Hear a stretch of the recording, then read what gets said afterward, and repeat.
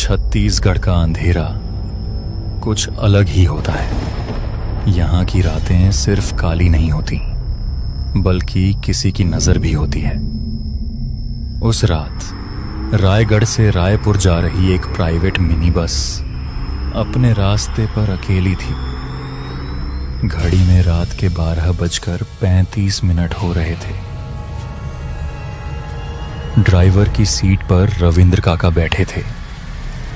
उनकी आंखें थकान और भय से लाल थीं। बगल में प्रोफेसर माया बैठी थीं, जिनकी आंखें अब नींद से नहीं बल्कि डर और बेचैनी से भारी थीं।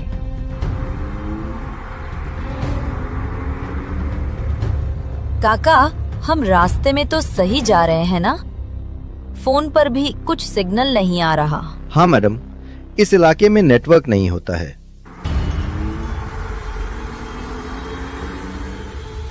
काका, हमने गोंटिया ताल पार कर लिया क्या? मुझे लग रहा है हम बहुत धीरे चल रहे हैं। गति कम क्यों है? ये इलाका इतना सुनसान क्यों है? मैडम, गोंटिया ताल सिर्फ पानी नहीं है, ये एक दुखद घटना का नाम है। 30 साल पहले यहाँ के गोंटिया की इकलौती बेटी, उसे धोखा देकर यही ताल में डुबो दिया गया था और उसे अभी तक शांति नहीं मिली।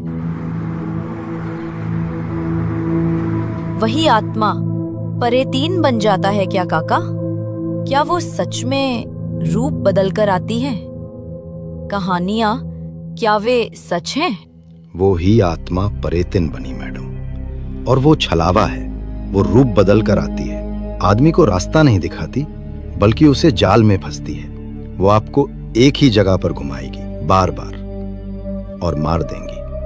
रविंद्र काका की बात पूरी होते ही बस की हेडलाइट्स की पीली रोशनी में सड़क के ठीक बीचों बीच एक विशाल भूरे तेंदुए का छाया रूप खड़ा दिखा, जो सीधा बस के अंदर घूर रही थी। बच्चे उसे देखकर थर-थर कांप रहे थे, मानो किसी की सुसु निकलने वाली हो। काका, तेंदुआ है!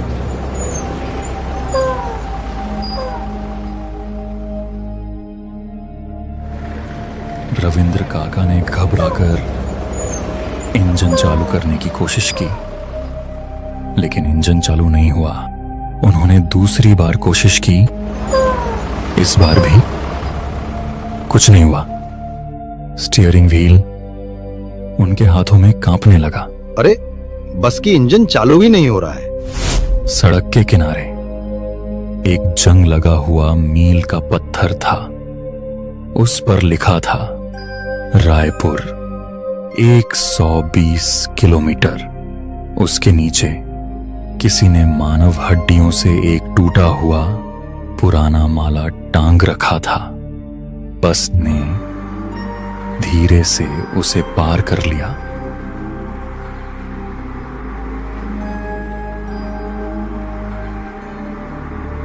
बस लगभग 15 मिनट तक लगातार दौड़ती रही। रविंद्र काका ने आंखें भींचकर गाड़ी चलाई। प्रोफेसर माया अपनी घड़ी पर नजर गड़ाए बैठी थी। 1:20 हो गए हैं काका। हम कम से कम 15 किलोमीटर आगे आ चुके होंगे। नहीं मैडम, घड़ी मत देखिए, यहाँ कुछ भी काम नहीं करता है। रविंद्र काका ने दाहिनी खिड़की से बाहर देखा। वही जगह, वही टूटा हुआ मील का पत्थर और वहीं पर मानव हड्डियों का टूटा माला फिर से लटक रहा था। हम यहीं पर घूम रहे हैं और ये वही जगह है, यानी कि छलावा शुरू हो चुका है। प्रोफेसर माया ने तुरंत अपनी कलाई पर बंधी घड़ी देखी। 1:20 पर स्थिर मोबाइल पर समय 1 बजे दिखा रहा था। उन्होंने अपनी वैज्ञानिक सोच पर विश्वास खो दिया। रविंद्र काका, बस को रोकिए।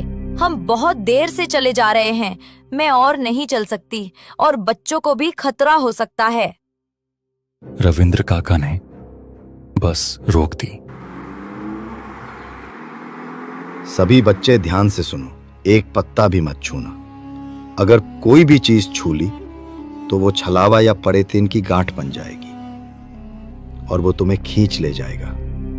मोहन, सुरेश और कुछ छात्र नीचे उतरे। हवा में अब लोहे की गंध और तेज हो गई थी।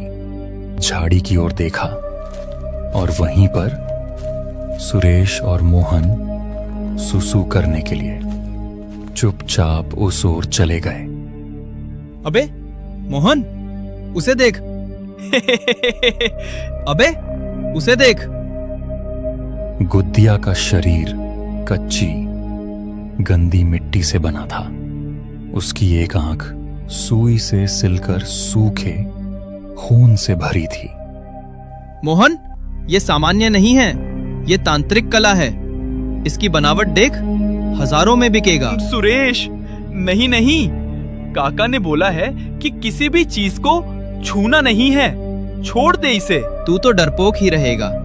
मैं इसे चोरी नहीं कर रहा हूँ। ये तो बस एक गुड़िया ही है। तो इसे किसने रखा होगा? किसको बता नहीं। बाबा टिल्लू ने। सभी लोग आ गए? हाँ, सभी लोग आ गए। रविंद्र काका ने बाहर देखा। उसी जगह पर टूटा मील का पत्थर और हड्डियों का माला। बस अब वही रास्ता बार बार तय कर रही थी। हर 15 मिनट पर समय शून्य हो जाता था। प्रोफेसर माया ने खिड़की से बाहर देखा। सड़क के किनारे एक बस स्टॉप था। वहां एक औरत खड़ी थी और चेहरे पर मेकअप लगाए हुए और होंठों पर लाल लिपस्टिक लगाई हुई और मुस्कुरा रही थी। बस स्टॉप पर रसियन क्या कर रही है? उस औरत ने बस को देखकर लिफ्ट के लिए हाथ उठाया। काका रोको, हम मानवता नहीं छोड़ सकते। बस उस महिला के शरीर के आर पार गुजर गई। पीछे कोई तेज गति से बस का पीछा कर रहा था।